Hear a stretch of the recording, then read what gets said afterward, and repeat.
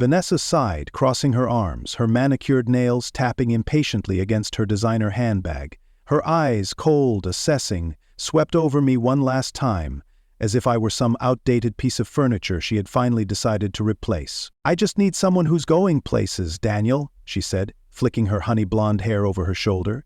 Her voice was smooth, practiced, as if she'd rehearsed this speech a dozen times in front of a mirror. "You're great.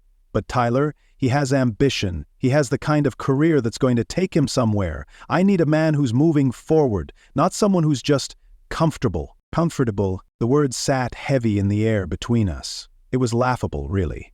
Comfortable wasn't how people described me. Calculated, intelligent, maybe even ruthless. Those were closer to the truth.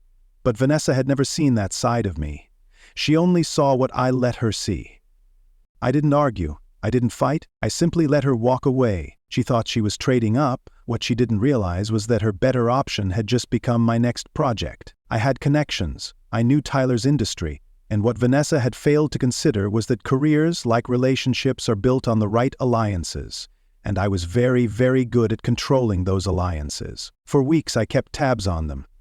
I didn't dwell on the breakup, didn't wallow in self-pity. That wasn't my style.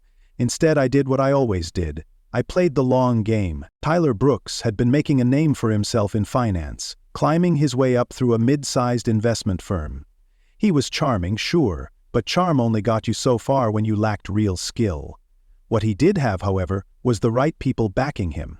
Until I made sure he didn't. When my promotion came through, it was almost too easy. A casual conversation with the right board members, a well-placed suggestion at a networking event, and suddenly, Tyler found himself with an incredible opportunity, a high-stakes position at my firm, the kind of job people kill for. He had no idea I was the one who pulled the strings to get him there. He walked in on his first day with that smug confidence Vanessa loved so much, oblivious to the fact that he had just stepped into my web. The first few weeks, I played the role of the distant, impartial superior. I let him settle in, allowed him to bask in his success. I watched as he bragged to his colleagues, as he bought Vanessa expensive dinners with his new paycheck, as he treated this job like his own personal jackpot. And then, the slow dismantling began. I gave him projects beyond his ability, introduced him to clients who expected results he could never deliver.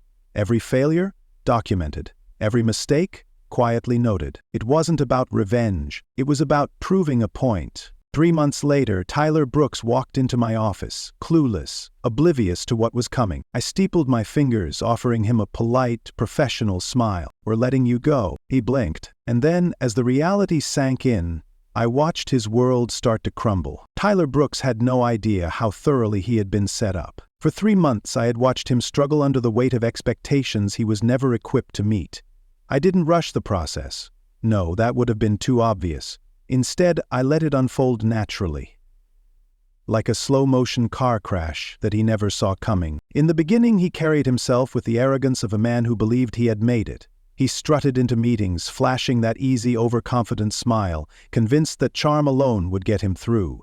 He shook hands with senior partners, cracked jokes in the break room, and acted as though he was already part of the elite. But charm doesn't carry you forever. I made sure of that. At first, I assigned him projects that seemed manageable but had hidden complexities, things that required genuine expertise, the kind that can't be faked, the kind of work that demanded more than just smooth talk and empty confidence.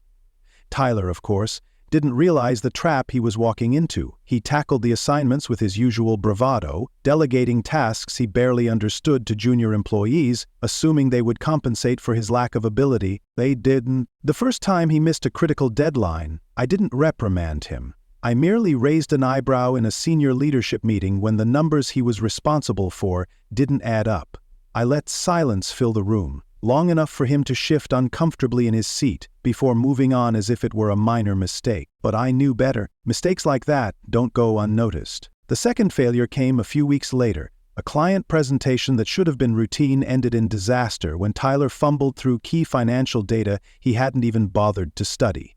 The client, a major investor, was less than impressed. The aftermath of that meeting was brutal. Our CEO, an unforgiving man, made it clear that incompetence was not tolerated in our firm. Yet still, I didn't step in. I let the weight of his failures pile up, bit by bit, until the cracks started to show. By the second month, the stress was beginning to wear on him. He was staying late at the office, trying to salvage his reputation, but it was too little, too late. The people around him, those who had initially been charmed by his act, were starting to see through it. The whispers had begun. Does Tyler even know what he's doing? I heard Daniel had to fix his last report before it went to the board. I wouldn't be surprised if he doesn't last the year. The best part?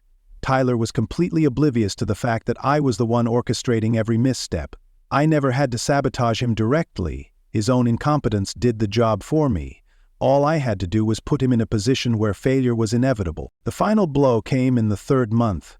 A high-profile deal had been in the works, something that required precision and experience to execute flawlessly. I made sure Tyler was given a key role, one that would determine the project's success or failure.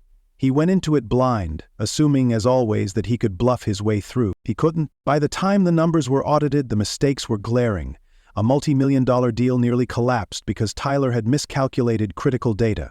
The damage was done, our clients pulled out, and senior leadership had seen enough. That was when I called him into my office. He walked in with the remnants of his confidence still clinging to him, but there was something different this time, a tightness in his jaw, the slight tremor in his hand as he adjusted his tie. He knew something was coming, but he still thought he could talk his way out of it. I let the silence stretch, watching as his nerves began to fray. Then, in the same calm, measured voice I always used, I delivered the final verdict. "We're letting you go." The words landed like a punch. For a moment he just stared, as if he was waiting for me to take it back, to soften the blow. But I didn't. He cleared his throat, forcing a chuckle. "Wait, you can't be serious. I mean, sure, I've had some setbacks, but come on, Daniel. We both know I belong here." I didn't bother arguing. I simply slid a folder across the desk. Inside was a list of every mistake, every failure, every misstep he had made in the last 3 months. Cold, hard proof that he had never belonged here in the first place. His face drained of color as he flipped through the pages. "This." His voice cracked. He swallowed hard, trying to regain control, but there was no saving face now. The weight of his downfall had finally settled on his shoulders. "You're free to collect your things," I said, standing up. "Security will escort you out." The silence that followed was deafening. For the first time since I had met him, Tyler Brooks had nothing to say. Vanessa had always been a woman who valued appearances. She liked to be seen with winners, to bask in the reflected glory of success. It was never about love or connection for her, only about who could offer her the most at any given moment.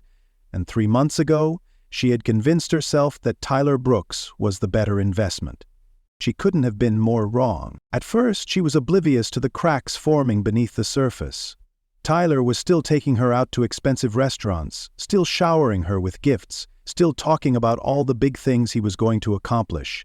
She had no reason to suspect that the man she had chosen was barely keeping his head above water. Then, one evening, that illusion began to crumble. They were at an upscale bar downtown, a place where executives and high-level professionals mingled over expensive whiskey and power deals. Vanessa had dressed to impress, her black silk dress hugging every curve, her diamond earrings sparkling under the dim lighting. She wanted people to see her and think, "That woman is with a man who's going places." But Tyler, he was distracted, tense. He kept checking his phone, his jaw tight as he scrolled through messages, likely from his boss, me. He was nervous, short-tempered, barely paying attention to Vanessa as she laughed and flirted with him, trying to keep up appearances. She noticed it, of course, but she told herself he was just stressed. Work had to be demanding for a man on the rise. That was the story she kept telling herself, until the night he came home with his world in shambles.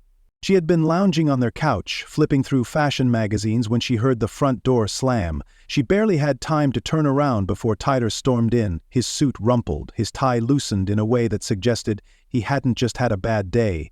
He'd had the worst day of his career. Vanessa frowned, setting her magazine aside. "Tyler?